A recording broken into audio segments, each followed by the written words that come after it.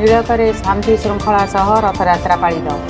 भद्रक जिला बंद ब्लॉक नीलक स्थित श्री जगन्नाथ जीउंकर रथयात्रा शांति श्रृंखला सहित पालित हो जाइछि।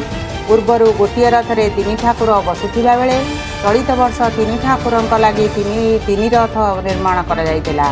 सकाळु समस्त रीतिनीति अनुसार प्रभु श्री जगन्नाथ, श्री बलभद्र और माँ सुभद्रा 3 दियंक मंगल आरती, मैलम, अवकाश नीति, द्वारपाल पूजा, सूर्य पूजा और बेश पूजा मंगलार्पण पर छेरा पहरा कार्य करा जाई 3 ठाकुरों को रथारूढ़ करा जाइतिला। जमीदार अमलरू ईश्वर चंद्र प्रधान छेरा पहरा करुथिबारु तांको नातींक द्वारा छेरा पहरा करा जाइतिला। अपराह्न रथ टणा कार्यक्रम अनुष्ठित होइतिला। रथारूढ़ चतुर्धा मूर्ति को दर्शन करने शताधिक श्रद्धालु भिड़ देखा मिलता। सेवायत हरेकृष्ण दास, नारायण दास, विष्णुमोहन दास, भगवान दास समेत समस्त पुत्र माने ठाकुरों सेवारे नियोजित थे।